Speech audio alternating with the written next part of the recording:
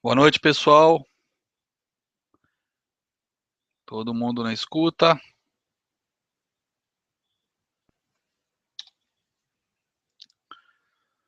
Vamos ver.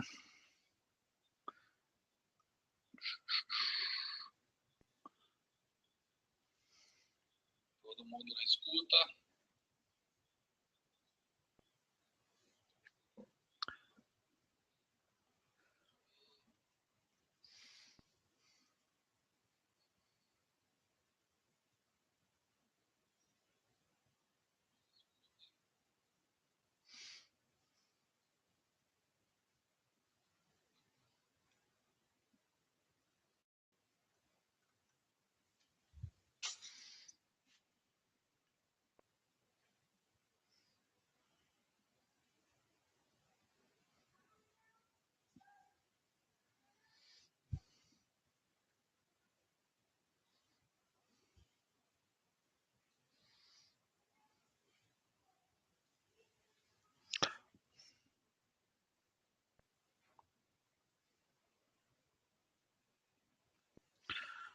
Boa noite. Vamos dar mais uns minutinhos aí para a galera entrar. Eu acabei abrindo a sala 2 minutinhos atrasados.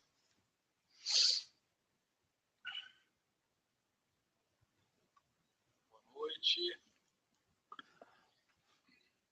Vamos dar mais uns minutinhos aí para a galera entrar. Eu acabei abrindo a sala 2 minutinhos atrasados.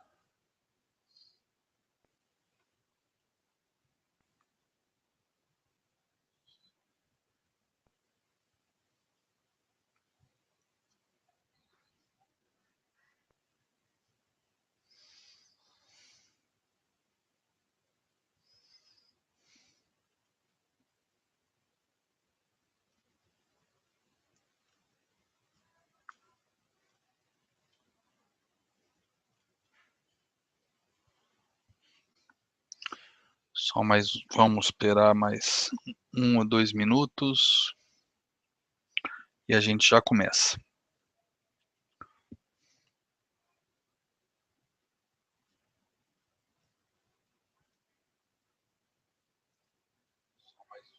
esperar mais 1 ou 2 minutos e a gente já começa.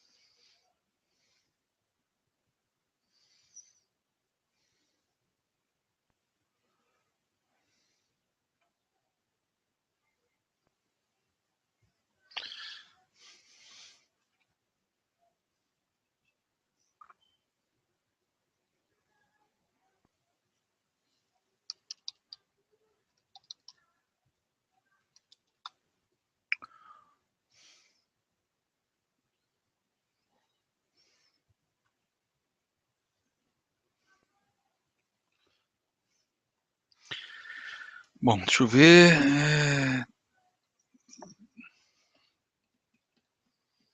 Bom, vamos começar. São 9 horas. O problema é que eu não sei se todo mundo recebeu o convite a tempo, né? Mas vamos com quem está na sala em respeito a quem entrou na hora certa. Tá bom? São 9h05, vamos começar então. Bom, antes de mais nada, deixa eu me apresentar. Não sei se todos vocês me conhecem. Meu nome é André Machado. Eu sou professor titular de análise técnica no Instituto Educacional BMF Bovespa, lá na Bolsa. Sou trader desde 2002 e sou conhecido nas redes sociais aí como o Ogro de Wall Street, cortesia da minha esposa, esse apelido.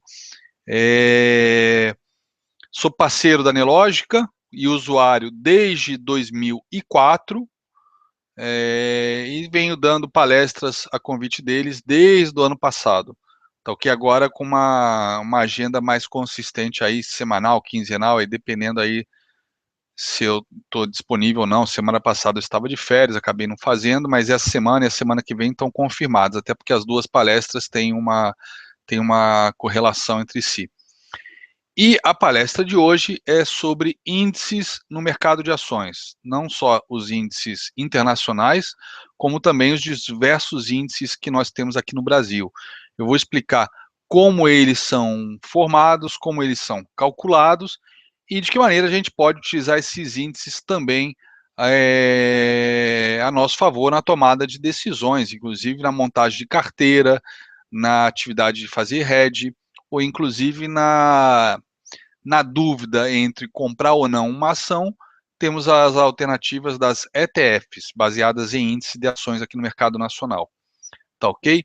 Então é uma palestra, inclusive, que eu ministro na BMF Bovespa, no curso de formação profissional em mercado financeiro e formação profissional em mercado de ações.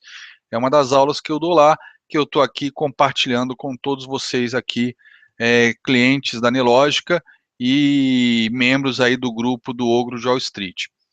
Tá ok? Bom, vamos lá. Deixa eu compartilhar a tela.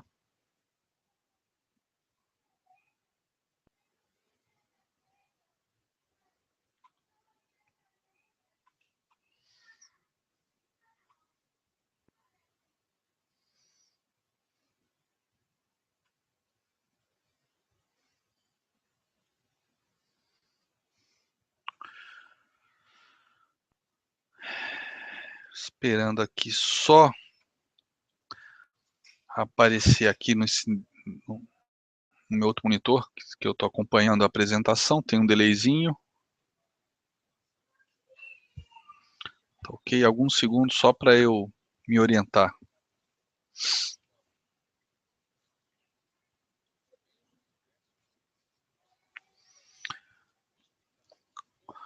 Bom, como eu falei, eu sou professor na Bovespa, né, aproveitando aumentar, fazer uma apresentação um pouquinho maior, enquanto carrega a tela. Eu sou professor lá na BMF Bovespa, mas não só aqui no Brasil, também tenho lecionado fora do Brasil, em nome do Instituto Educacional, lecionado em universidades e em prop tradings pelo mundo. Prop tradings são, como vocês sabem, já existe esse movimento no Brasil, são proprietary tradings, ou seja, grandes investidores contratam centenas de day traders para operarem day trader exclusivamente no mercados financeiros ao redor do mundo. E eu fui dar aula no passado em alguns países aí nos 3 continentes, justamente treinando esses day traders que estão operando na BMF Bovespa, operando principalmente DI futuro. Tá ok? Ano passado estive aí na Índia, na Inglaterra, no País de Gales, no México. Esse ano eu devo estar indo aí para outros países na Ásia e Europa, principalmente. Tá ok? Enfim, eu estou compartilhando minha tela, eu queria confirmar com vocês se vocês estão vendo. Eu não estou conseguindo abrir o chat aqui. Vamos fazer o seguinte, se tiver alguém aí do grupo do Ogro de Wall Street e puder me avisar aqui por inbox que está vendo a tela, eu agradeço, porque por algum motivo não está mostrando aqui para mim. Deixa eu ver.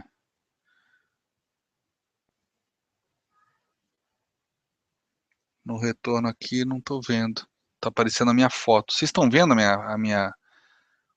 Vocês estão vendo, pessoal? Alguém me confirma, por favor? Tá, a Flávia já confirmou. Não dá para ver a tela. Deixa eu ver o que eu fiz de errado. O Valério também sem imagem. Vamos lá. Tentando mais uma vez. Vamos lá. Agora vocês devem estar me vendo. Vamos lá, compartilhar tela.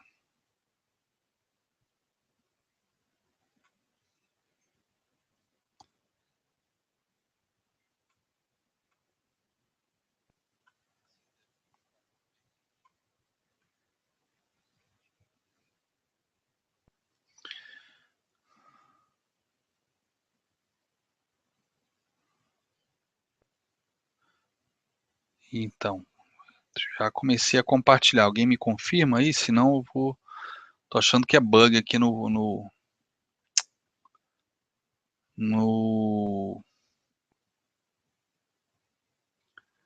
Explorer, né? A Flávia, inclusive, viu que estava com vírus aí, eu andei apagando.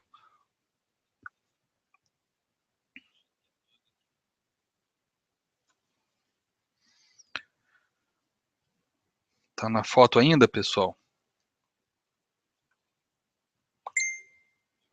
Então, beleza. Eu vou fechar aqui, então, o Hangout e eu vou abrir de novo pelo Safari para ver se melhora, tá ok? Só um segundo, galera.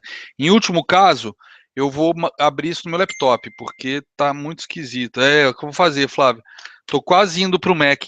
Vocês me dão, então, 2 minutinhos para eu transferir a apresentação para o Mac, porque esse PC, infelizmente, eu caí na asneira de baixar um freeware de edição de vídeo para meus vídeos, e esta bosta veio com um vírus daqueles chineses que vem enfiado e nada mais está funcionando a contento. Tá bom? Me deem 2 minutinhos que eu já volto, galera. Não saiam daí, por favor.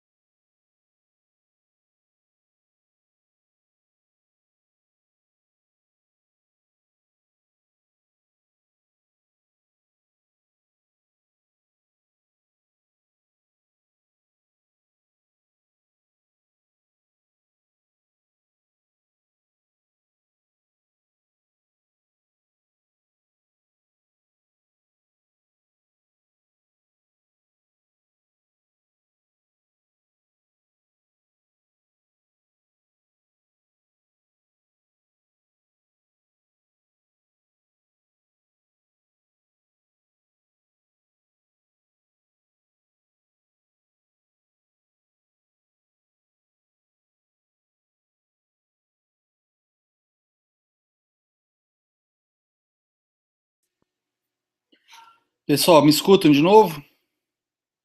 Me confirme aí, por favor, conforme vocês fizeram agora, ainda há pouco.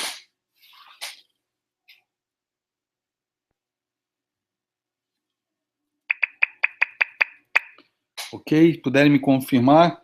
Eu tive que trocar de máquina porque, por alguma razão, eu não estava conseguindo exibir minha tela no Hangout. Alguém pode me confirmar se me escuta, se me ouve?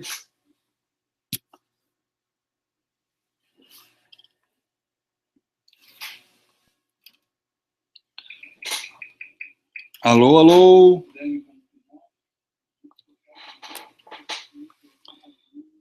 Galera, help.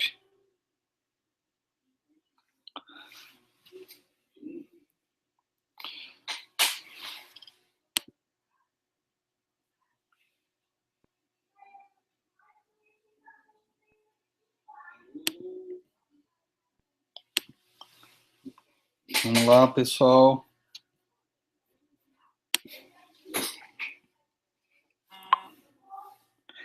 Beleza. Vemos a foto. Show. Agora eu estou mostrando o slide. Quando alguém vê o slide, me avisa para eu finalmente começar. Ai, meu Deus. Essas tecnologias que não funcionam igual geladeira é de lascar, né? Para não usar outro termo. Estão vendo agora?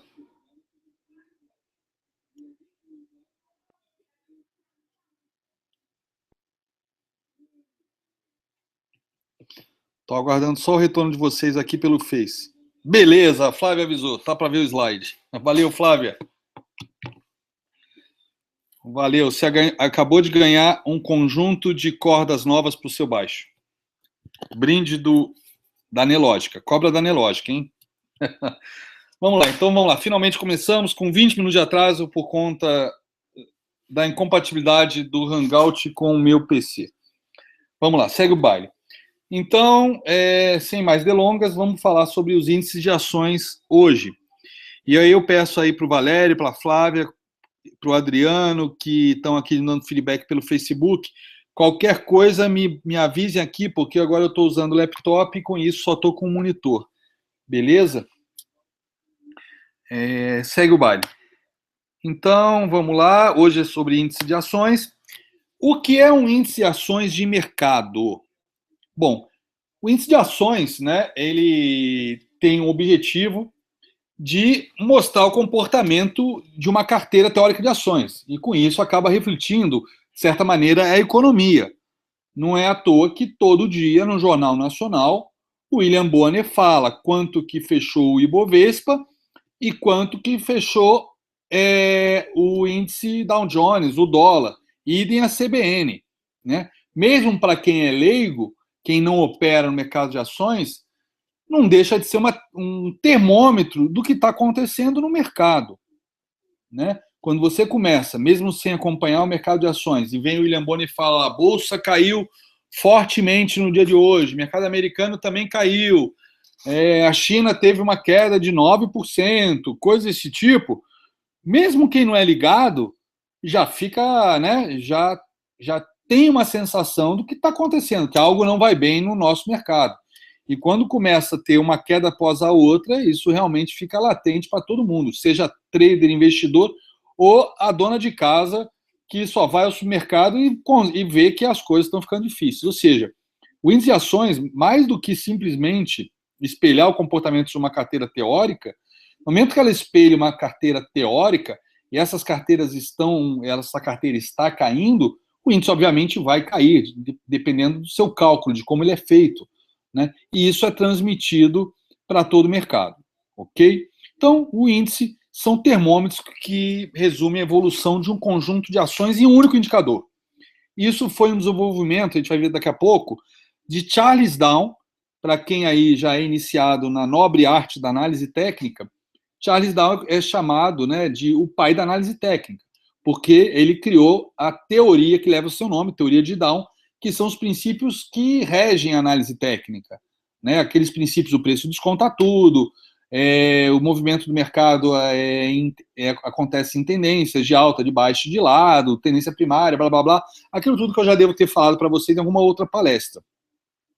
E ele, nesse conjunto de princípios, né, que se convencionou chamar de teoria de Down, ele percebeu que ele precisava de um termômetro, né, que não era uma coisa caótica, algumas caem, outras sobem. Claro que tem dias que algumas caem, outras sobem, mas em geral o mercado acompanha, como um todo, ele acompanha uma tendência, com uma ou outra exceção setorial, por exemplo. E aí o Charles Down criou, em 1894, se não me engano, o índice Dow Jones Transports Average. Mas com o estouro da bolha, em 1896, ele criou o famoso Dow Jones Industrial Average, que a gente hoje simplesmente chama de Dow Jones, mas na verdade existe mais de um índice Dow Jones. Existe o Dow Jones Industrial Average, que é o principal, o Dow Jones Utilities Average, que é baseado em setores de utilities, né, como a gente chama nos Estados Unidos, que é energia, água, etc. Utilities, realmente por isso tem esse nome. E tem o de transportes, né, que inclusive, eu vejo pouquíssima gente aqui no nosso mercado analisando, e eu estou sempre de olho no transportes e o industrial. Por quê? Porque dentro da teoria de Down tinha um princípio, que por isso que ele criou esses índices, né, que um índice tem que confirmar outro. E antes mesmo do Dow Jones perdesse essa confirmação, vou trocar aqui de slide para o Profit, e aí vocês me confirmam se vocês estão vendo.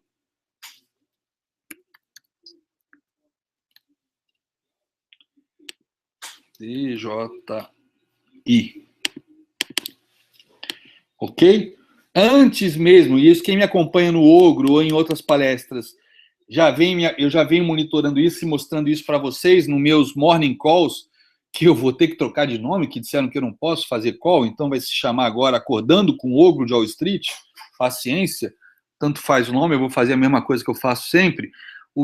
Nesses morning calls, né, eu falava, antes da gente perder esse retângulo lindo, lindo, lindo aqui que o Dow Jones marcou, eu já falava que o Dow Jones Transportes já havia entrado em tendência de baixa. Olha aqui. Em maio, ele perdeu o seu retângulo. Né? De novo, DJI. A gente foi perder o seu retângulo agora em agosto. Né? Considerando agora esse retângulo deu essa beliscada aqui em julho, mas foi um falso rompimento, e a gente perdeu para valer em final de julho e início de agosto. Enquanto transportes, não dá para ver a tela mais. Ai, meu Deus, é que eu troquei de tela do PC da minha máquina virtual para mostrar o Profit. Caceta. Então vamos lá, vou fazer outra coisa aqui agora. Deixa eu descompartilhar, que eu acho que eu sei o que está acontecendo.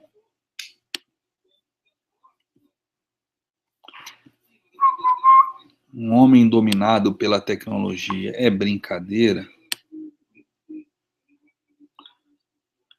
Quando saiu do slide foi para o Profit. Vamos lá. Compartilhei de novo, tirei agora a tela, vou compartilhar de novo. Desktop, foi isso. Eu estava compartilhando a apresentação. Agora eu vou compartilhar o desktop. Agora sim. Me confirme aí, então, quando vocês estiverem vendo o Profit Chart, por favor.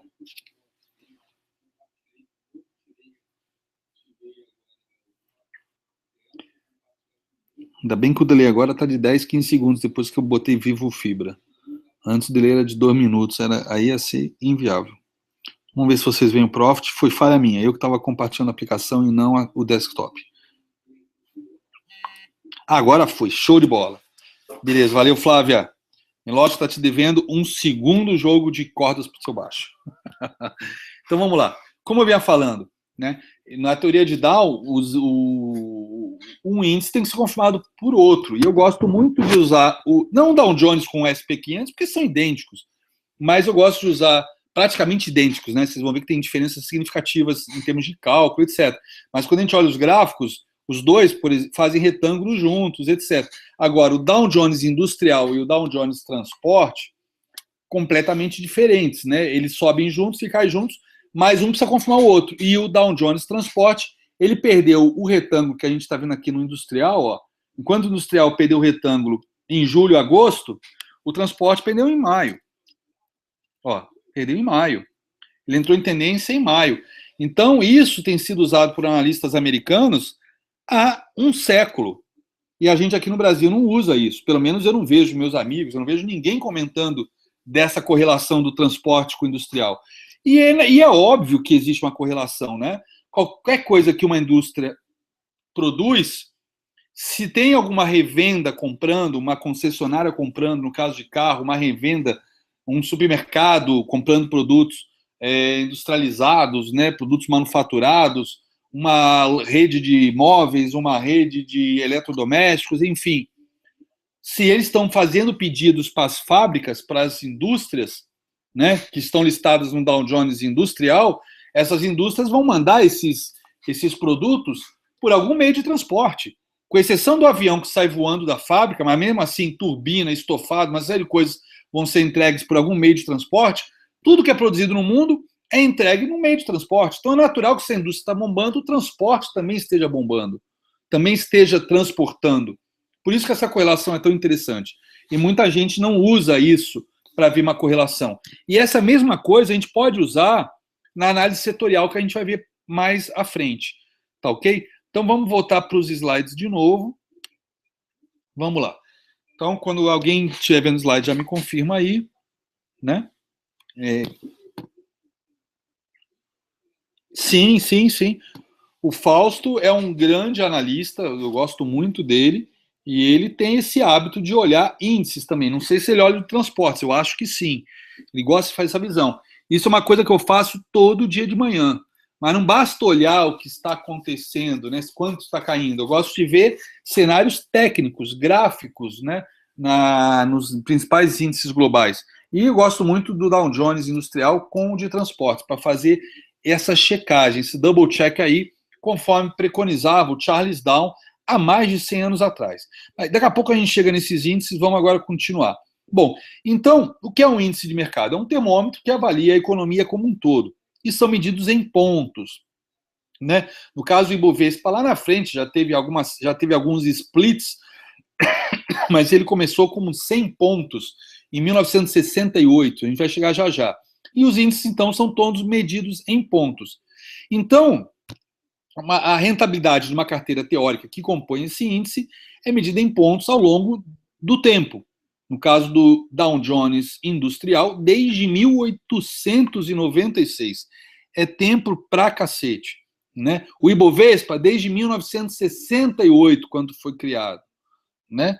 E essas carteiras, obviamente, têm que ser reavaliadas periodicamente, porque tem que acompanhar o mercado. Tanto é que eu participei de uma mesa redonda há 3 anos atrás, numa universidade, que era para defender renda fixa e renda variável. Né? Eu, obviamente, fui defender renda variável e tinha um cara defendendo renda fixa. Então é aquela velha comparação, CDI versus Ibovespa. É a coisa mais idiota do mundo. Porque a carteira do Ibovespa muda toda hora. A menos que você opere BOVA 11, não faz sentido comparar Ibovespa com o CDI, porque é uma comparação, mas o Ibovespa está subindo mais que o índice. Está subindo mais, sei lá, em 10 anos, mas se medir 5, perdeu. Mas se medir 15, se medir 10, ganhou, mas para medir 15, perdeu de novo. Quer dizer, fica isso, o que interessa é a performance do gestor. E o gestor, ele sim é comparado com o Ibovespa. Inclusive, ele é remunerado pelo que ele supera o Ibovespa. Né? Ele fica com 20%, 30% do lucro de tudo que ele fizer acima do Ibovespa, né? Que é o índice por excelência dos gestores de fundos de ações. Tá ok? Mas comparação com o CDI não faz sentido. Eu já vi comparações do tipo, quem comprou $100 de índice Dow Jones em 1900, hoje compraria a ilha de Manhattan inteira, todos os imóveis. Cara, é uma grande idiotice isso, porque se vocês olharem de todos os papéis do índice Dow Jones, da primeira carteira teórica de 1896, só sobrou uma empresa. Não sei se as outras quebraram, foram engolidas, sei lá o que aconteceu. A maioria foi varrida para o lixo na crise de 29. E aí? Adianta ficar comparando o índice nesse caso? Não adianta. Né? Não adianta. né? Mas a carteira, como falei, ela tem que ser reavaliada o tempo todo, né? No caso nosso, de 4 em 4 meses. É uma carteira quadrimestral, tá ok? Bom, e no mercado globalizado é importante conhecer os principais índices e os impactos do mercado local. Vide a Black Monday na China, né? Caiu quase 9%, se não me engano, há 3 segundas-feiras atrás, né? Agora, eu já vinha chamando a atenção da galera da China já há alguns meses, e eu venho acompanhando o índice de Xangai diariamente com o pessoal que me segue, e mostrando aí a evolução e os alvos, né? Que o índice de Xangai está mostrando por Fibonacci, etc. Temos que ficar ligado, porque isso impacta diretamente no nosso Bovespa, como a gente tem visto nos últimos dias, nas últimas semanas. Tá ok? Opa, então vamos lá. Bom, como é que se calcula um índice de ações, então? Os índices podem ser calculados de diversas maneiras, né? Desde uma simples média aritmética, até médias ponderadas por valor de capitalização, quanto que a empresa vale no mercado, por exemplo, né? Aqui tem alguns exemplos de ponderação destes cálculos, né? Índice ponderado por pesos iguais, o Dow Jones, é uma média aritmética simples, de 30 ações.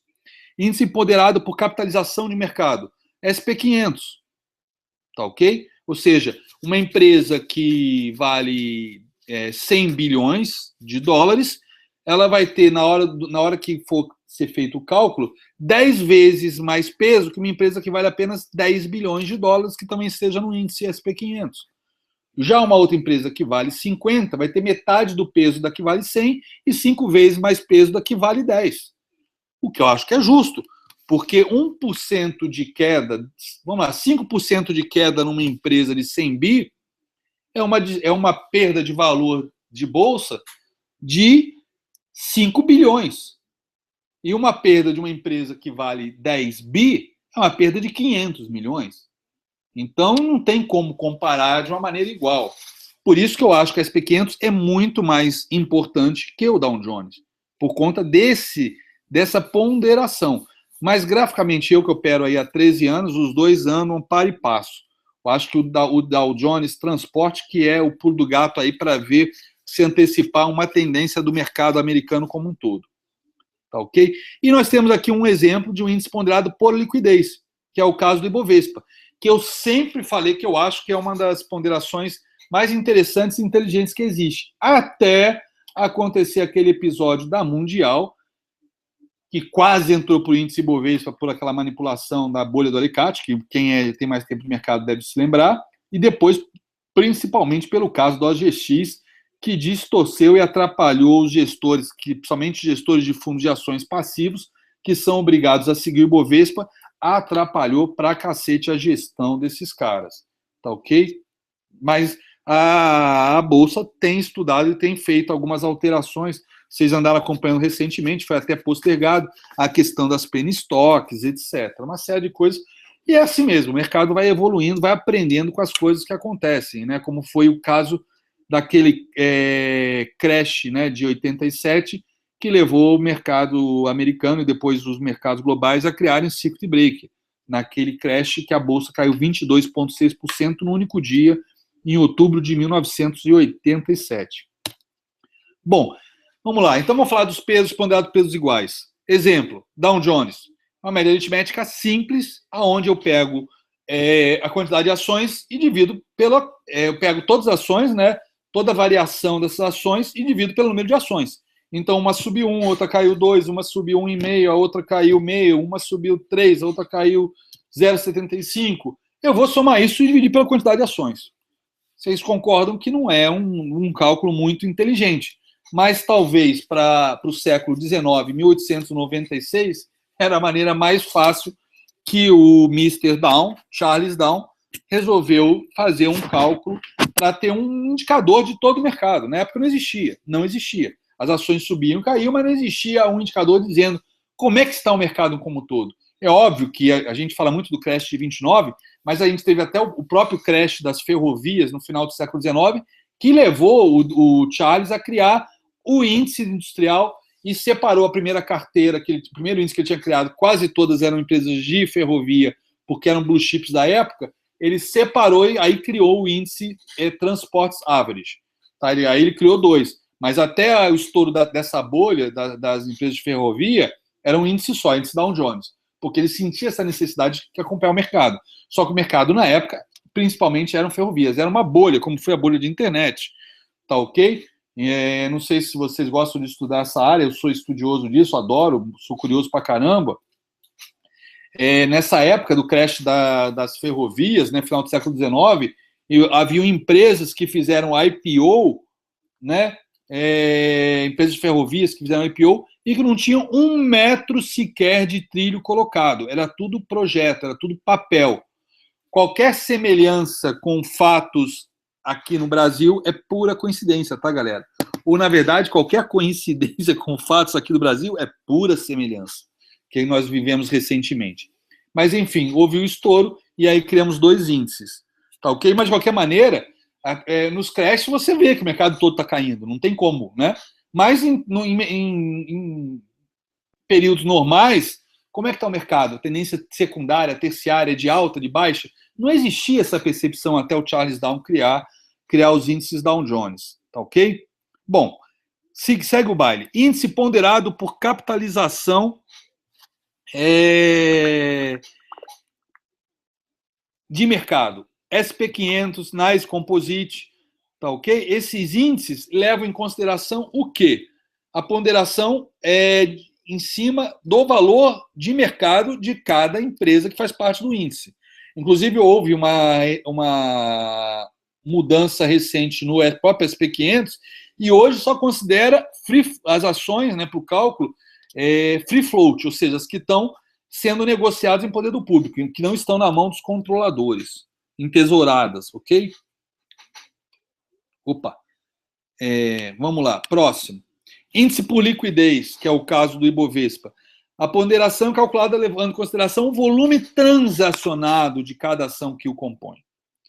Então, a importância das ações, ela varia de acordo com a negociabilidade. Daí, a gente ter visto o caso da Mundial, o caso da OGX, que tiveram uma movimentação absurda. A Mundial, que era uma empresa de centavos, né, tudo bem, ela chegou a valer R$7 antes de explodir a bolha do alicate, ela quase entrou para o índice Ibovespa, mas era uma empresa que depois voltou a 60 centavos novamente. Nem sei quanto está hoje. A própria OGX, que passou de 20 e poucos reais e passou a valer centavos, mas chegou a ser a terceira mais negociada no auge da especulação com ela. Tá ok? Bom, segue o baile. A negociabilidade, então, ela é calculada baseada num período aí de 12 meses para trás, a cada 4 meses isso é feito, tem algumas regrinhas para entrar nesse cálculo, né? E o Ibovespa, eu vou entrar em mais detalhes mais na frente, mas as mais negociadas, elas vão entrar a cada 4 meses na nova carteira do Ibovespa. Bom, tá aqui, chegamos no Ibovespa. Como eu já tinha adiantado, foi criado em 68 e é o índice mais importante do mercado brasileiro, né? Que avaliam a performance dos gestores que operam no mercado de ações, ou até nós, traders, né? É importante a gente ter essa métrica, a gente saber quanto que a gente está fazendo em relação ao Ibovespa, montar um gráficozinho. Eu já vejo aí no grupo várias pessoas colocando, né, a sua performance, que ao longo do tempo é bem legal isso, mostra que está vendo essa disciplina, esse cuidado da pessoa levantar a sua performance, mas é legal bater isso contra o Ibovespa, né? O quanto você está superando o Ibovespa. Isso, no caso, para quem opera ações, tá ok? Não adianta você operar índice com uma puta alavancagem, né? E depois dobrar o capital e falar, olha, eu bati o Ibovespa em 100%. Totalmente fora da realidade isso. Tá ok? Bom, como eu falei, a carteira Bovespa é calculada quadrimestralmente e ela pega 80% do volume total de negócios e volume financeiro do mercado à vista, tá? Ou seja, não está incluindo o fracionário da BMF Bovespa. E a participação de cada ação dentro desses 80%, que vai dar a ponderação em cima do qual a variação daquela ação naquele dia vai pesar no Ibovespa. Para quem me acompanha, né, quer ver? Eu acho que tem isso aqui no Profit.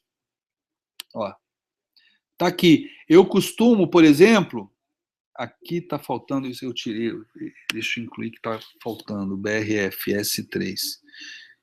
Eu tenho, cadê BRFS3? Eu tenho que, cadê BRFS3, está aqui. Tá ok? Essas ações aqui, ó, essas ações aqui são 50% do Ibovespa, né? Eu sempre analiso essas ações com a galera que me acompanha, a galera do Trader Mais, eu analiso essas diariamente. Por quê? Porque elas são 50% do Ibovespa. 1, 2, 3, 4, 5, 6, 7, 8, 9 ações. 9 ações. Tá ok? 9 ações, levando em consideração que a Vale 3 e a Vale 5 andam juntas, que a Itaúsa é 96% composta de Itaú, quer dizer, na prática, são 7 ações que tem aqui. 7 ações para valer que a gente tem que analisar para saber o Ibovespa. Detalhe, voltando para o slide, o Ibovespa é 80% do volume total. Se aquelas 9 são 50% do Ibovespa, significa que aquelas 9 ações apenas representam 40% do que é negociado na Bolsa. Olha que coisa, né? Para quem opera índice, é legal ficar de olho nessas ações, para ter uma ideia de mais médio e longo prazo para índice. Para quem faz swing com índice, para quem não fica naquela loucura de operar 1 minuto, 5 minutos, quem opera tempos maiores, é interessante ter essa visão do Ibovespa, desses papéis, entendeu? Bom, continuando. Aqui, olha só, eu acabei, ao longo do tempo, mantendo algumas carteiras que eu tinha botado nesse curso lá para a Bolsa. Tá aqui a carteira teórica de maio, agosto de 2012. Olha que interessante. Olha a Vale, número 1, a Petro, número 2, tá ok? Itaú, número 3, Bradesco, número 4, né, no índice, BVMF, no número 5. Olha lá o GX, 6, 7, 8. Em nono lugar, olha o GX, em nono lugar. Olha a PDGR 3, em 10º lugar. Ela estava em 10º lugar no Ibovespa. Ok? Vamos ver a carteira teórica de setembro a dezembro. A carteira seguinte. A GX já pulou de nono para 4º lugar. Itaú também subiu, deixa eu ver. Itaú estava em terceiro, continuou em terceiro, né? E GX e BVMF e PDGR superaram o Bradesco nessa carteira. Olha só, a BDGR ficou em 6º lugar, na frente do Bradesco. A gente agora que olha o Bradesco, né, e olha a PDGR nos gráficos, você consegue imaginar a PDGR sendo mais negociada que Bradesco? Você consegue imaginar a PDGR3 sendo a blue chip? Por isso que eu falo, é insano ficar comparando Ibovespa com CDI, gente. É insano fazer esse tipo de comparação. Vamos ver a próxima carteira teórica. Janeiro a abril de 2013. GX em 3º lugar. Terceiro. Bradesco já voltou para o lugar que merece, né, acima da PDGR3, mas Itaú, que estava em 3º, perdeu para a OGX, olha só. Ou seja, a carteira vai se modificando ao longo do tempo. Né? Bom, eu acho que foi a última vez que eu dei esse curso, esse módulo, então eu não atualizei mais de abril para cá, já tem 2 anos que eu não atualizo, mas eu trouxe para vocês, só que não consegui, eu não tive tempo hoje de mexer nisso. Então, eu fui direto no site da BMF Bovespa e eu fiz um print screen da tela e estou mostrando aqui para vocês a carteira teórica atual, de setembro a dezembro, tá ok? Um print screen basicão. Desculpa aí ter saído do padrão anterior.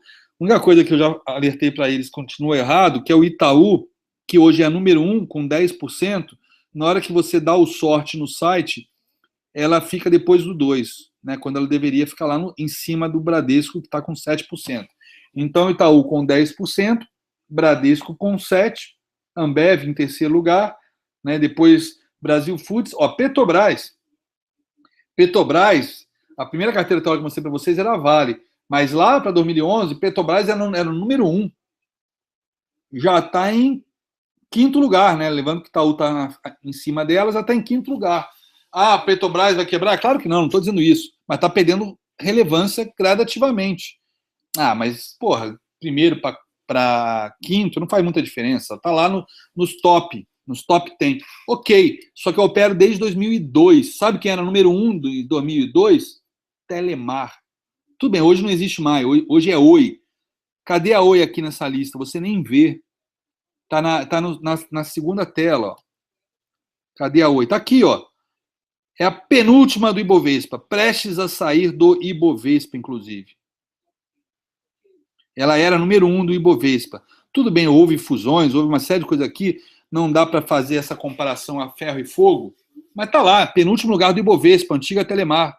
Vamos falar de uma outra que hoje não é nem small cap, ela é micro cap, que durante uma década ela foi a número 1 do Ibovespa, Paranapanema, PEMAN 4, que hoje é PEMAN 3. Tá lá. Um amigão meu, Maurício, perdeu aí 600 mil reais com esse papel há uns 6 anos atrás. Tá ok? Especulando, um day trade que virou swing, que virou position e está até hoje com a PEMAN 3 encarteirada.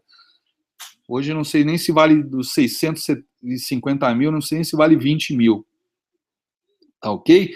Foi número 1 do índice, ela era blue chip, todo mundo comprava. Então, gente, cuidado com esse negócio. Se a gente olhar no tempo, o Ibovespa sempre sobe ao longo da história.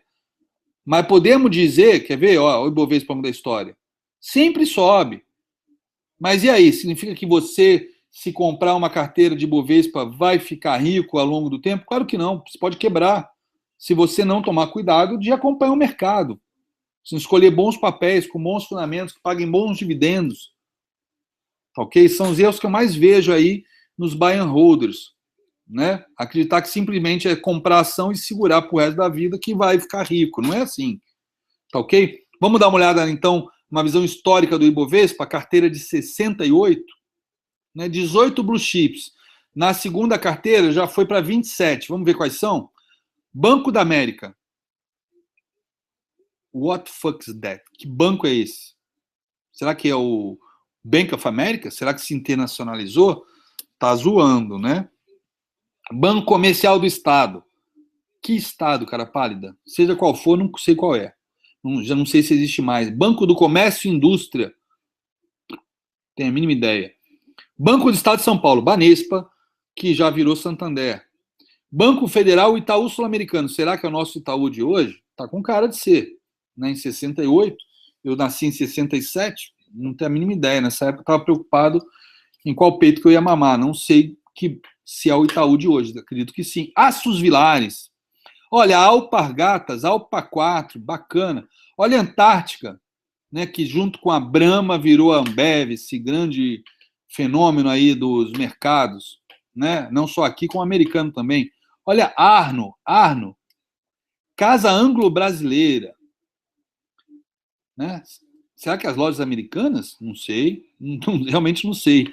CIMAF, Cimento Itaú Ordinário, Cimento Itaú Preferencial, Docas de Santos, Duratex, ó, a Duratex está aí, mas é small cap hoje, né? Ou não, ela voltou para o índice, quer ver? Eu acho que ela voltou para o índice.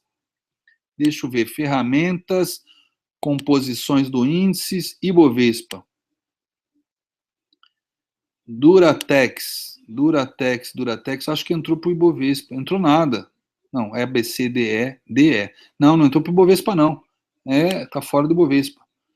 Tá ok? Duratex, ó, que bom, gente, olha só que bom, que agora eu acho que foi comprada, né, é GC, sei lá, é americano, foi comprada. Doca de Santos, Vilares, Moinho Santista, Paulista de Força e Luz, será que é Eletropaulo? Souza Cruz, Vale do Rio Doce, ó. Petróleo União, ó, Petrobras nem estava aqui nessa época.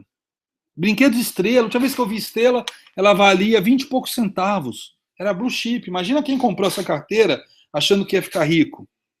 Talvez até tenha ficado, né? Só com a Antártica e a Brahma. A Brahma tá aqui? Não, mas a Antártica tá. Bom, enfim, nem sei se essa estratégia funcionou. Mas tá aqui, essa carteira antiga. Por isso que eu falo, temos que entender o que é o Ibovespa para quebrar alguns paradigmas na cabeça, principalmente quem é investidor novato, que acredita em alguns paradigmas do tipo que é só comprar e encarteirar que fica rico. Não é assim que funciona a coisa. Tá ok? Bom. Tá aqui o Ibovespa, então, né? Desde 95, as crises. Parece aqui, olhando de longe, parece que essas quedas são pequenas, né? Cada queda dessas são 60% aproximadamente de queda. Tá ok? Aqui, essa queda aqui, né? A desvalorização cambial, depois essa queda aqui pós-bolha da internet, depois essa queda aqui subprime, tá ok? Vamos lá. Bom, além do Ibovespa, que é o principal índice, né, principal termômetro dos gestores e do mercado, da economia, nós temos vários outros índices no Brasil, que a gente pode dividir índices de mercado, índices setoriais, e eu criei o chamado índice diverso, porque eu não sabia aonde classificar esses índices. Vamos ver alguns deles apenas, porque existem muitos outros. Quer ver? Deixa eu dar só mostrar para vocês. Ó. Isso é bem interessante, essa ferramenta que o Profit tem. Composição dos índices. Olha quantos índices nós temos. Olha quantos índices nós temos. IBOV, IBRAIB, IBXL, IBXX, ICO2, ICOM, IDIV. A gente vai ver alguns deles. Ó. São índices setoriais e alguns índices diversos. Por exemplo, índices de mid e large caps, índice de small caps, índice de tag alongs diferenciados, índice de empresas que pagam bons dividendos, índice de governança corporativa, tá, ok? Tem vários índices aqui, além dos índices setoriais, financeiro, consumo, imobiliário, tá, ok? Vamos lá. Então, vamos ver alguns desses índices em mais detalhe. IBRX, né, o índice Brasil, o IBRX, né, é parecido com o SP500, valor de capitalização. Não é por negociabilidade, negociação. São 100 ações mais negociadas na Bolsa, tá? Com isso, e é ponderado por valor de capitalização. Tá ok? Tem uma certa quantidade de ações de baixa liquidez de segunda linha, mas que tem baixa liquidez. Segunda linha não é ação porcaria. Segunda linha é baixa liquidez. Tá ok? Mas que tem um bom valor de mercado, mas tem baixa liquidez. Talvez porque boa parte das ações, tem poucas ações em free float. Boa parte está na mão dos donos, dos controladores, que em algum momento precisaram de capital e fizeram um IPO parcial das suas ações. Né?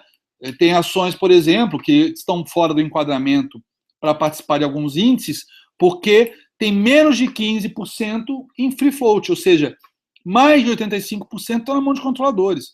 Obviamente, essas ações têm baixa liquidez e são mais problemáticas de grandes investidores comprarem e venderem por conta da liquidez. Tá ok? Mas é como o índice SP500. É um índice baseado em valor de mercado dessas ações, dessas empresas. E também tem o IBRX 50, que é metade do IBRX 100. Tá ok? Ó, temos o índice Mid Large Cap e o Small Cap. Antes de eu falar do Mid Large representa 85%.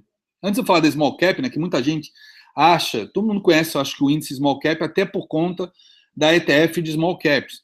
Mas todo mundo associa Small Caps a ações de segunda linha ou ações de pouca liquidez. Alguns acham que é mico, que é penny stocks. Não tem nada a ver. Né? Antes de explicar o que são os small caps, vamos entender primeiro o que é mid large cap. Mid large cap é um índice que, de todas as ações listadas na Bolsa, são mais de 400, é um índice que tem 85% do valor de mercado da Bolsa toda. Esse é o mid large cap. O que sobrou ficou no índice small cap. Mas tem essas regrinhas, do tipo tirar as penny stocks, empresas que estão em concordata, empresas que estão em recuperação judicial, no caso, né? Em falência, enfim. É um índice limpo, né? Não entra lixo nesse índice. Ou as empresas problemáticas. Falo lixo, daqui a pouco estou tomando um processo aí. Um índice setorial agora, índice de energia elétrica. Foi o primeiro de todos os índices setoriais criados, né? Inclusive, eu acho que ele desempenhava até um pouco, né? Eu já vi, muitos anos atrás, eu já vi analistas utilizando esse índice como um índice para corroborar o IBOV, mas no mesmo estilo que o Dow Jones Transportes corrobora o de industrial. Ou seja, a gente sabe que o maior consumidor de energia elétrica são as indústrias. Não é à toa que teve aquela lambança lá da medida provisória 579, que destruiu o setor elétrico, né? Que o objetivo era reduzir o custo da energia para as indústrias ficarem mais produtivas, etc., conseguirem competir nos mercados internacionais, com chinês, blá, blá, blá, aquela história toda que vocês já ouviram. Então, era um índice muito utilizado para mostrar a pujança da Bolsa como um todo. Foi o primeiro índice setorial. Então, no início, eram 9 empresas, né? Começou com 9 empresas, que o objetivo era espelhar o desempenho de geradoras, distribuidoras ou holdings de energia. Tá ok? Hoje, todas as empresas do setor elétrico fazem parte desse índice. O índice de telecomunicações, né, representa o comportamento da telefonia fixa. Tá ok? E é um índice também ponderado por valor de mercado dessas empresas. Mesmo, igual o SP500, também só free float. E aí começa, nesses índices mais novos, começa a ter algumas regrinhas. Por exemplo, nenhuma ação desse índice de telecomunicações pode ter uma participação superior a 20%. Né? Índice industrial, 150 ações de mais negociabilidade do setor industrial. Tá ok? E nenhuma ação pode ter uma participação de mais de 20%. Ok, só um segundo, respondendo aqui o Pedrão. Dando palestra Nelógica. Pronto. Ok, vamos lá. Outros índices setoriais que eu não vou entrar no detalhe. Índice de consumo, ICOM, índice setor imobiliárias, construtoras, IMOB, índice do setor financeiro, IFNC, né? São outros índices que fazem parte. Vamos dar uma olhadinha em alguns deles. Ó. Vamos dar uma olhada. IFNC, ó. BVMF, Porto Seguro, Cielo, Santander, TIP, Banco Árabe, ABCB, o Bradesco Ordinário Preferencial, Sul América, Itaú, Banrisul, Itube, Itaúsa, né, que é 96% é Itaú, apesar de ter Duratex aqui no meio, né, Duratex não, Deca ou Duratex, acho que é Duratex isso. Duratex, acho que tem os outros 4%, e Duratex, Itautec, enfim, mas 96% é Itaú. Banco do Brasil e o Banco do Brasil Seguridade, né? Vamos ver o IMOB, cadê? Tá aqui, ó. HBOR, Rossi, Ezetec, Tecnisa, MRV, Brasil Mall, Iven, Cirela, Gafisa, Brasil Properties, tá ok? Bom, trocando slide. Outro índice diversos agora, governança corporativa diferenciada. Eu acho que vocês sabem, né, que nós temos 3 índices de governança que foram introduzidos pela Bolsa, né, se eu não me engano, em 2000 ou 2002, que foi introduzido esse modelo, né, que eles introduziram o conceito de novo mercado, de governança para as ações. Então, nós temos no topo da pirâmide, novo mercado ganhando peso 2, todas as ações do nível 2 com peso 1,5 e todas as ações do nível 1, peso 1. Então, o índice de governança corporativa pega todas as empresas que estão negociadas no novo mercado, nível 1, nível 2, e calcula, ou seja, não estando nenhum desses 3, está fora desse índice. Tá ok? E nenhuma empresa pode ter participação maior que 20%. Olha aqui, olha que interessante. Esse gráfico aqui vai até 2008, né? Eu até já atualizei ele para um outro curso, mas eu não achei o slide para pôr aqui hoje. De lá para cá tá igualzinho, as duas linhas, a azul e a vermelha. Mas olha só, o IGC e o Ibovespa, o IGC sempre acima do Ibovespa. Eu até falava brincando para os... Depois de 2008, né? Durante esse período, se costumou achar que a governança realmente era mais valorizada pelo mercado.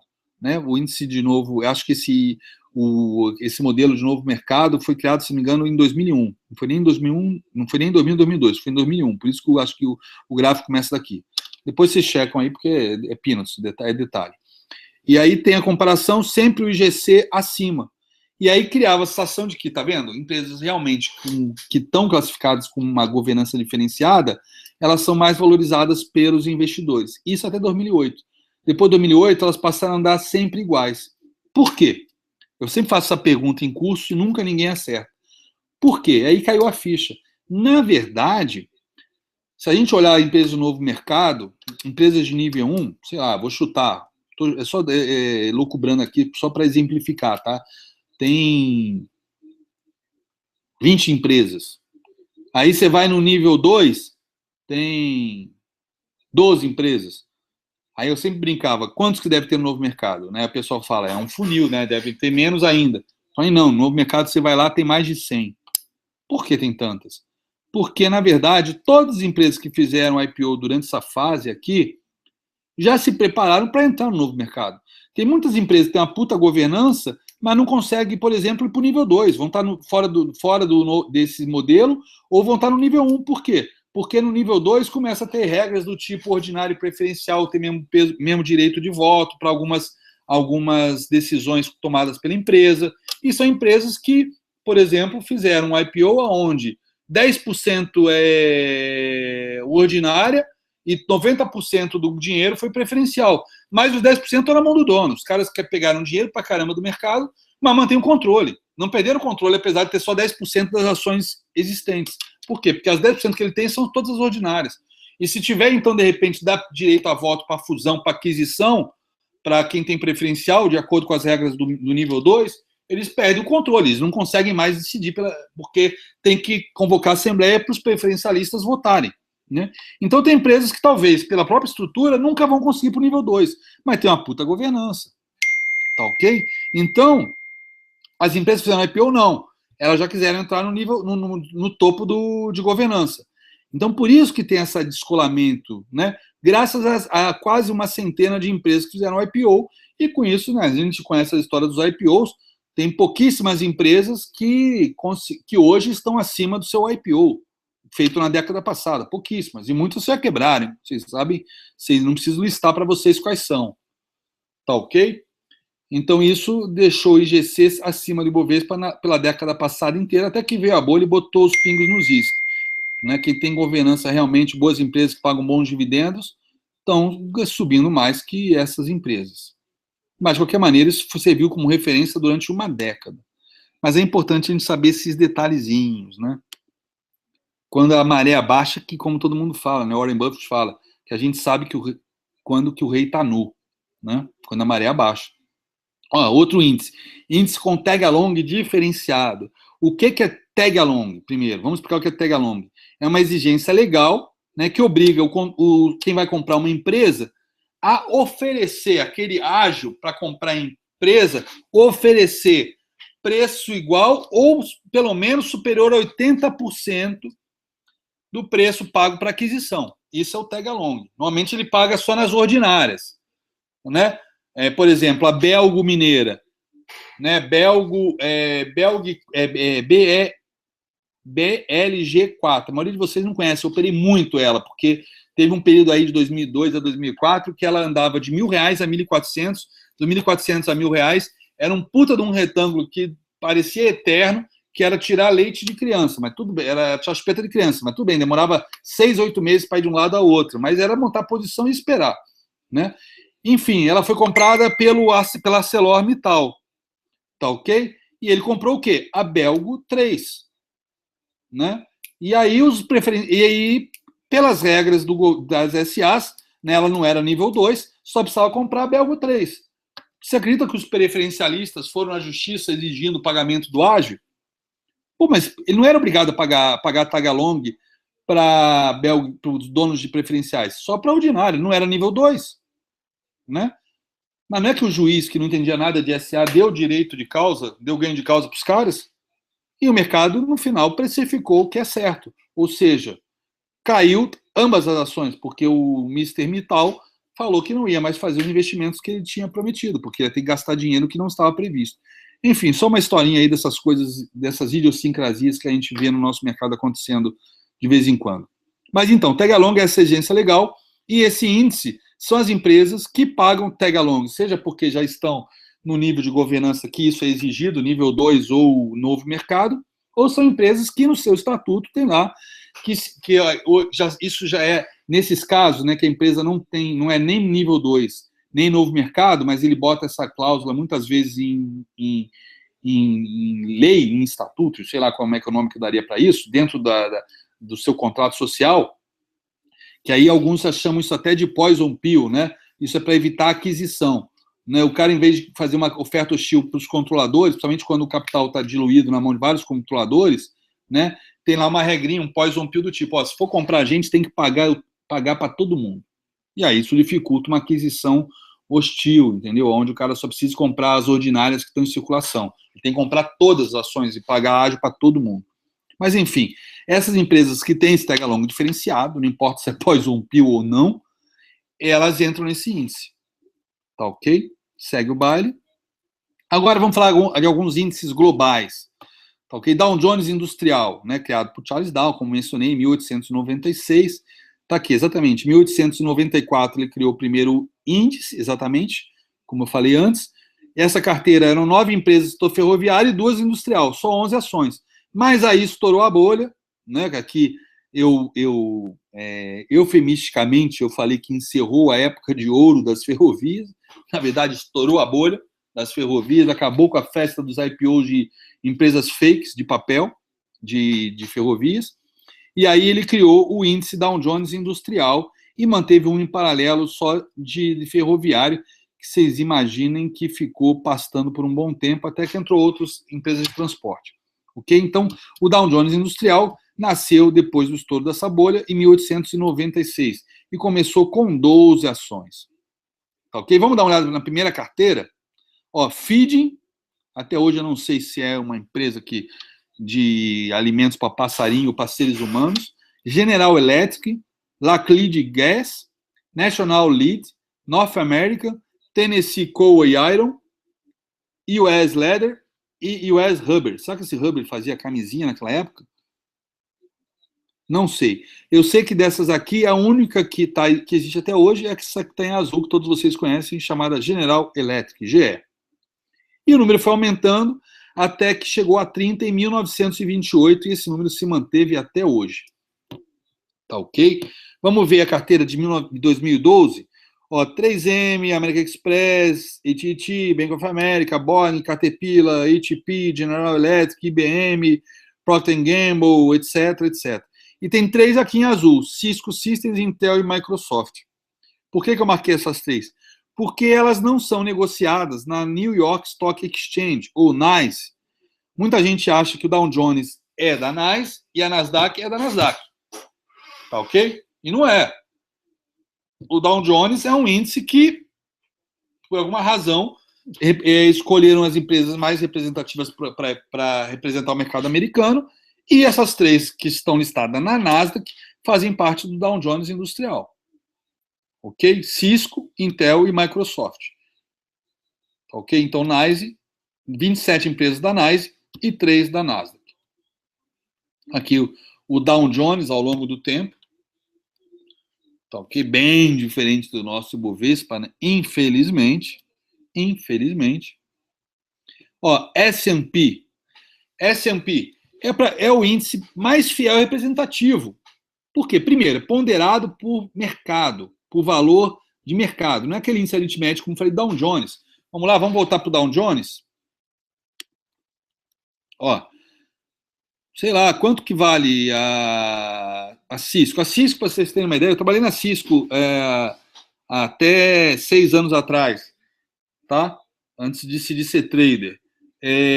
Quem lembra da Cisco? A Cisco ela é a empresa por excelência, que eu amo de paixão. Até hoje eu pago um pau para a Cisco, uma puta de uma empresa sensacional. Quem for da área de TI e é trader só por hobby ou para aumentar a renda e quiser trabalhar na melhor empresa de TI do mundo, recomendo o Cisco, sensacional. Ela, no auge da bolha da internet, né, como ela era a principal provedora de internet no mundo, ainda é hoje, eu acho que ela tem mais de 70% de toda a infraestrutura de internet do planeta, né, backbones, etc., mas ela era praticamente sozinha na época da bolha, ela valia mais de 600 bilhões de dólares. Tudo bem, a Google, em termos de valores nominais, já passou esse valor. A Google não, a Apple passou esse valor há 1 ano e meio atrás. Mas se for ajustar pelo CPI de inflação, é um valor histórico que nunca nenhuma empresa atingiu novamente. A Cisco Systems, 600 bilhões em 2000, ok? Antes do estouro da bolha. Hoje vale cerca de 60 bilhões. Tá ok? Então, tem uma que vale 60 bilhões, a outra vale 120 bilhões, os pesos têm que ser diferenciados, não tem como ser diferente. Por isso que eu acho o SP tão interessante. E, além disso, não são, além dessa diferenciação pela capitalização, são 500 empresas, 500 empresas. Eu acho que é muito mais fiel, fidedigno esse índice.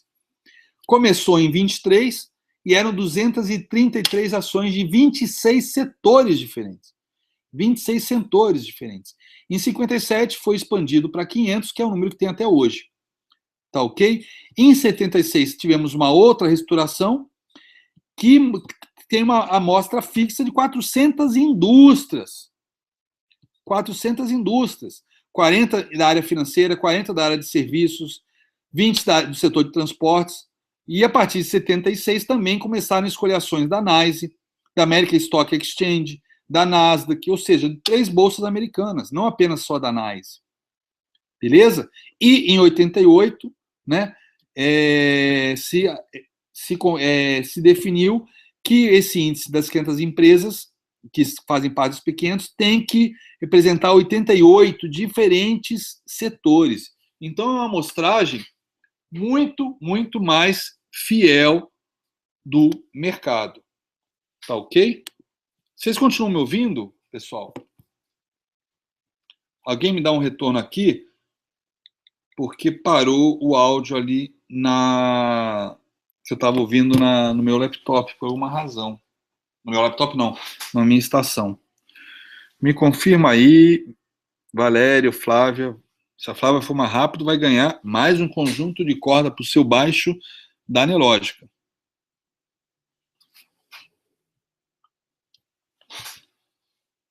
Conseguem? Continua no ar, galera?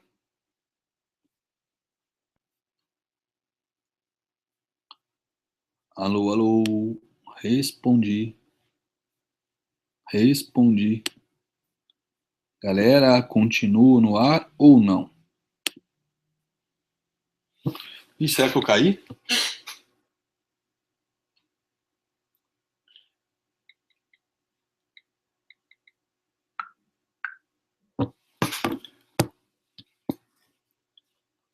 Caí?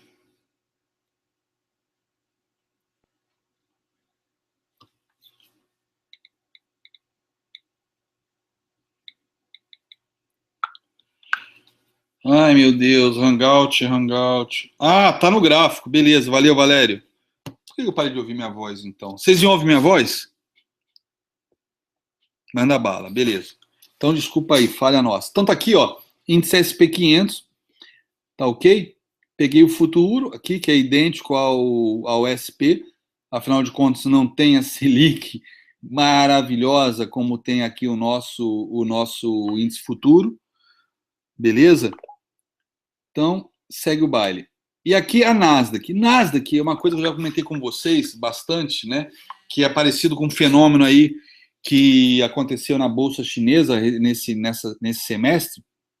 A Nasdaq, ela recebeu a fama, né, de Bolsa das empresas de tecnologia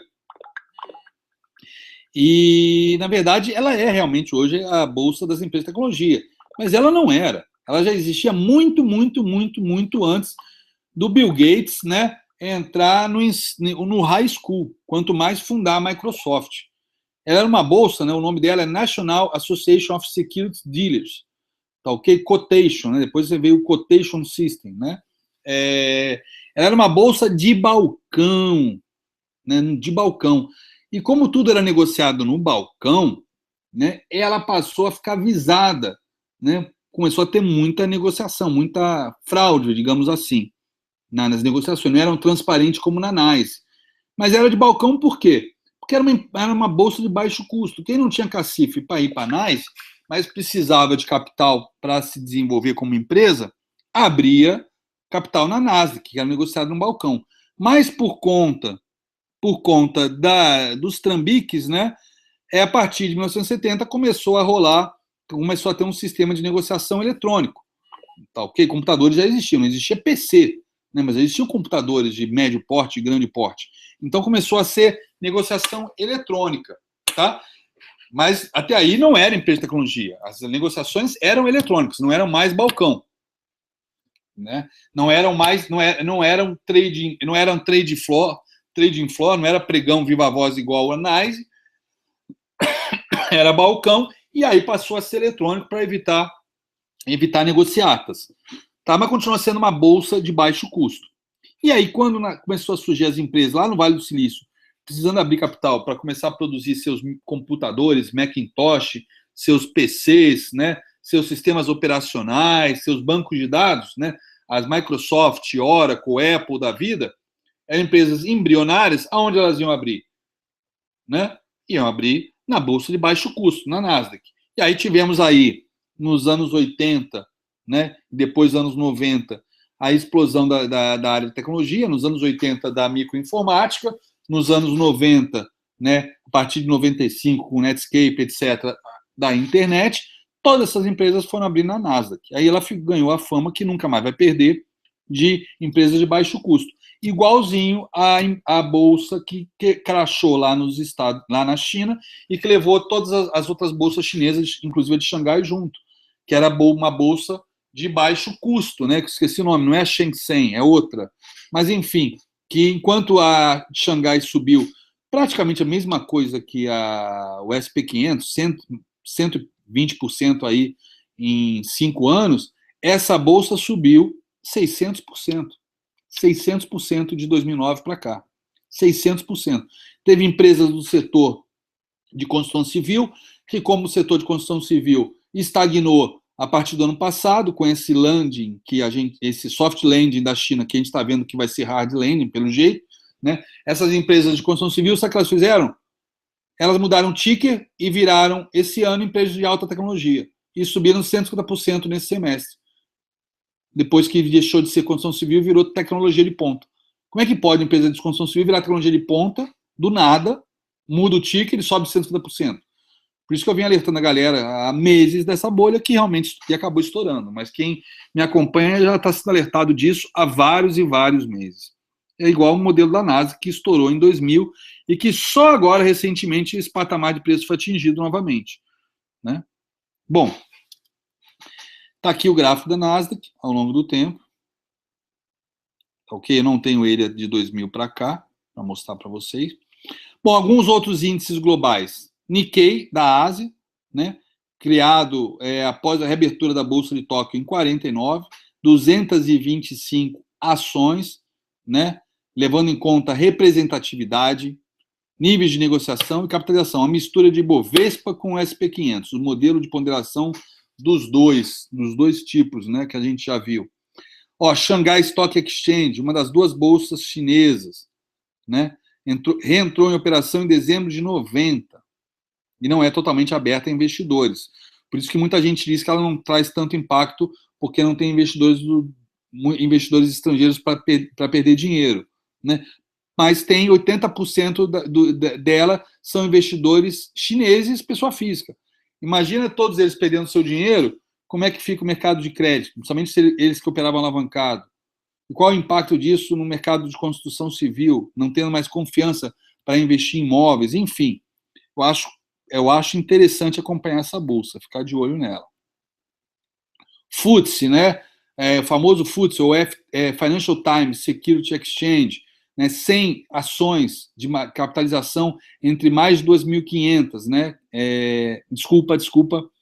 Em 1935, 30 ações. Em 84 passou, era FT30. Em 84 foi lançado o FTSE 100, que aí são 100 ações de mais de 2.500 naquela época. Com certeza, de 30 anos para cá, deve ter mais empresas listadas na Bolsa de Londres. DAX, né? Começou com 20 ações e hoje são 30, das maiores 30 companhias alemãs. E volume de negociação e capitalização. De novo, mistura do Ibovespa com o índice SP500, modelo de ponderação. CAC de 40 de Paris, 40 ações mais representativas. Essa aqui é ponderação só para o valor de mercado, como o SP500. Tá ok? Aqui, olha só, apenas para uma referência de vocês, nós estamos chegando ao final. Aqui os horários de negociação das principais bolsas do mundo.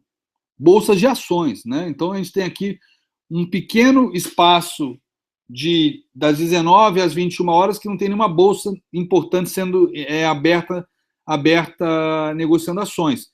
Mas nós temos a Bolsa de Chicago, que é 24 horas, que ela abre junto com a Bolsa japonesa no domingo, no nosso domingo, né, mas segunda-feira deles.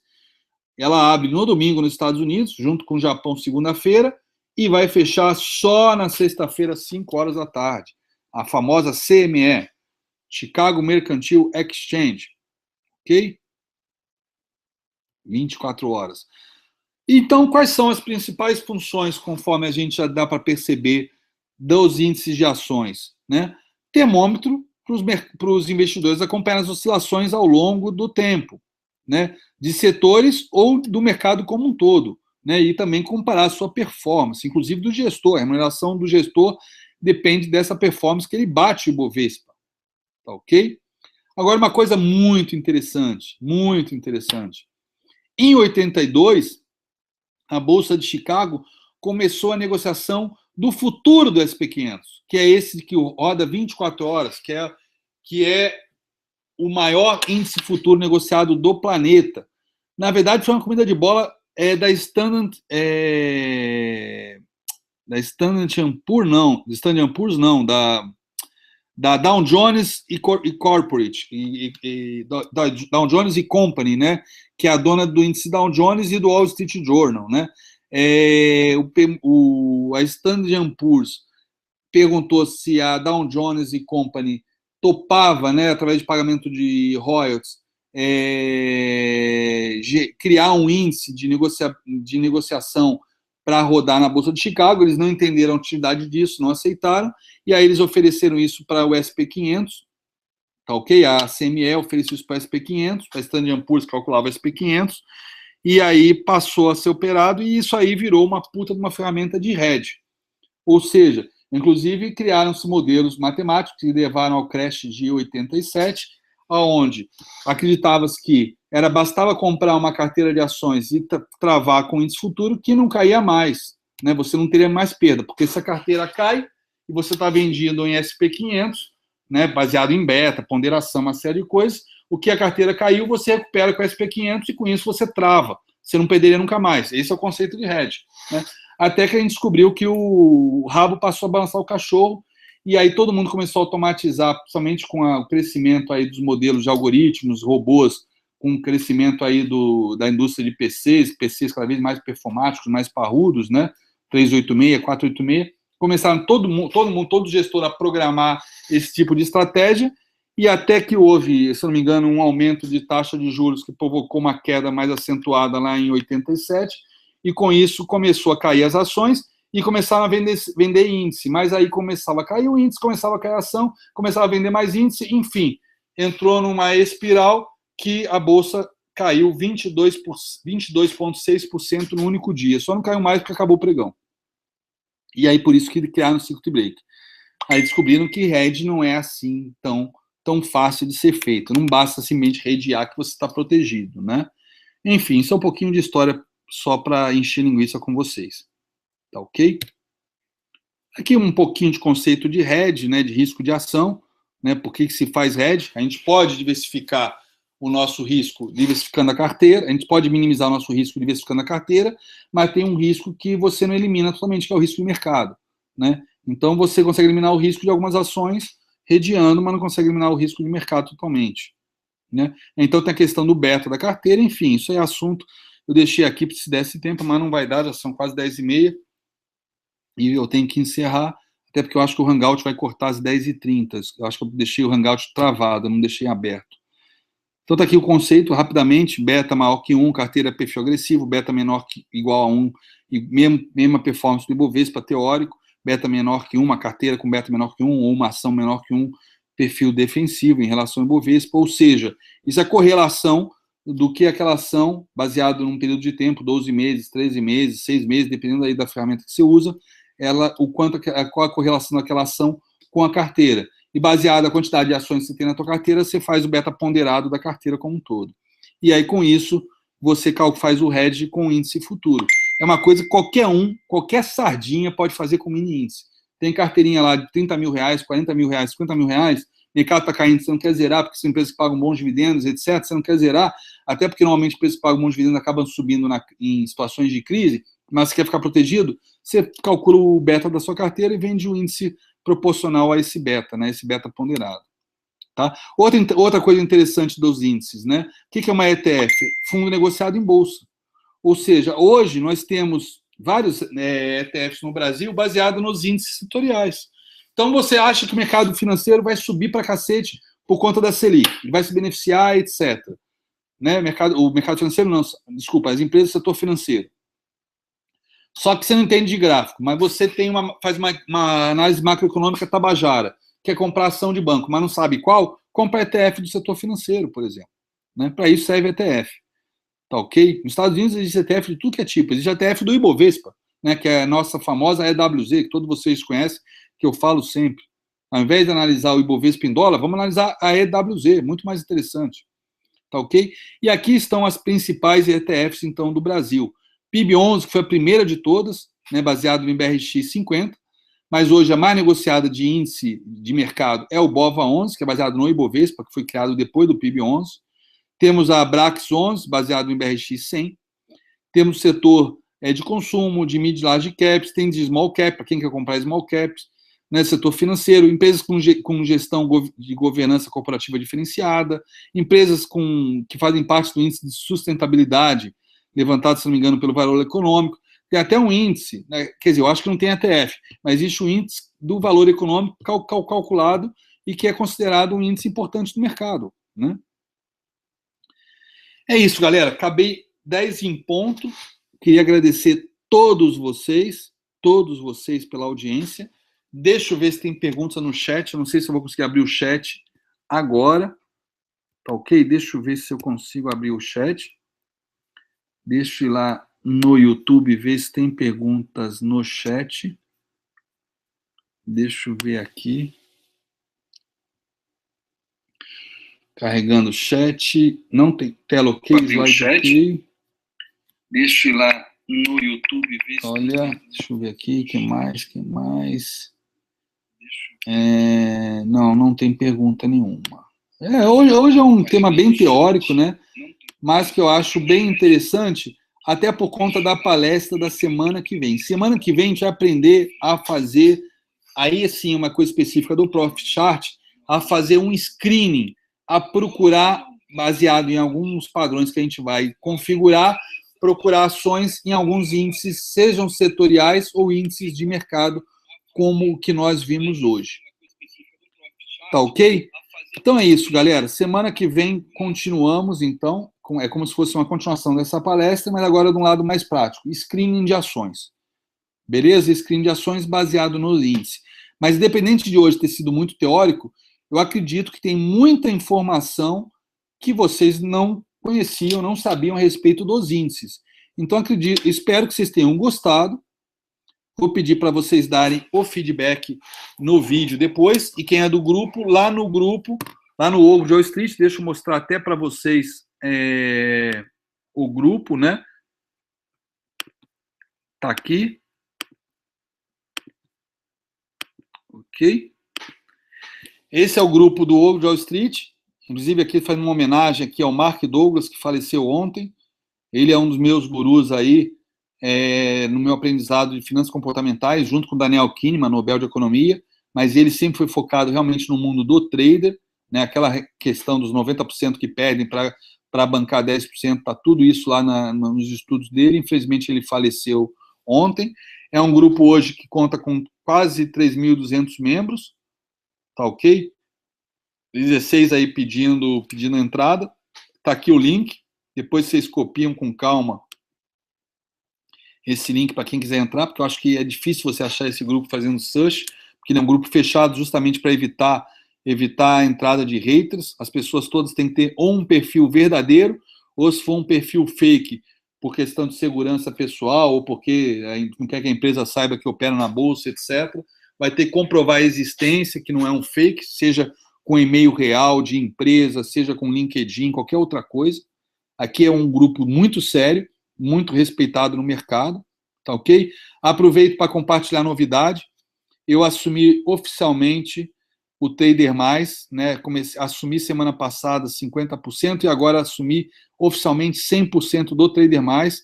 É uma empresa de suporte educacional para traders, tá ok? Aonde é baseado num modelo de clube de benefícios, aonde todos os benefícios são gratuitos, incluindo treinamentos de análise técnica, finanças comportamentais, coaching, para entender aonde o trader está perdendo dinheiro, o que está fazendo de errado. Isso é um clube de benefícios aonde quem fizer parte desse clube tem acesso a plataformas mais baratas e uma série de treinamentos, abertura de mercado, closing bell, 100% gratuito, tá ok? E o Divã do Ogro, todas as segundas-feiras que eu estou retomando semana que vem, tá ok? Assumi oficialmente 100% do Trader Mais desse clube de benefícios hoje. E, além disso, temos aqui o meu site, o Ogro de Wall Street, para quem quiser se cadastrar e receber meus vídeos. Inclusive, eu tinha que ter gravado um hoje, eu esqueci, meu Deus do céu. Voltei da Bahia completamente lesado, lerdo. Fiquei de férias lá 10 dias tomando pina colada e cerveja o dia inteiro, voltei meio tapado. Amanhã eu gravo e mando com um dia de atraso, paciência. Desculpa para quem já faz parte da minha lista, tá ok? São 1.500 pessoas por enquanto. Então tá aqui, insira seu e-mail, que amanhã você vai receber um vídeo novinho. E amanhã eu vou falar, provavelmente, amanhã eu vou falar sobre violinos. Violinos para quem opera. Né? Violino é a melhor coisa que você pode tomar na vida, mas eu vou ensinar como evitar e vou explicar por que é a melhor coisa que você pode acontecer na tua vida. Só que, infelizmente, a maior parte das pessoas não aproveita os violinos. Tá ok? Então, amanhã o vídeo vai ser sobre violinos. Basta se cadastrar aqui que você vai receber. Tá ok? Deixa eu ver se tem mais perguntas. Eu acho que, por enquanto, é só. Espero que vocês tenham gostado. Deem o feedback. Isso aqui vai ficar no meu canal do YouTube, o canal do Ogro. Tá ok? Vai ficar no meu canal. Semana que vem a gente continua com o screening. E quem for do grupo, depois também, se puder deixar o feedback lá no grupo, agradeço. Quem não for do grupo, basta pedir a adesão. Os melhores analistas do mercado, os melhores traders, as pessoas mais legais estão aqui, eu posso garantir. Vocês vão curtir bastante.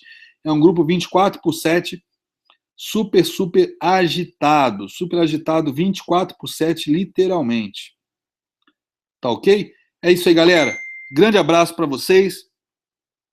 Ó, tem o Valério Klug aqui, quem tá vendo. Tá lançando um curso de hedge sensacional daqui a algumas semanas.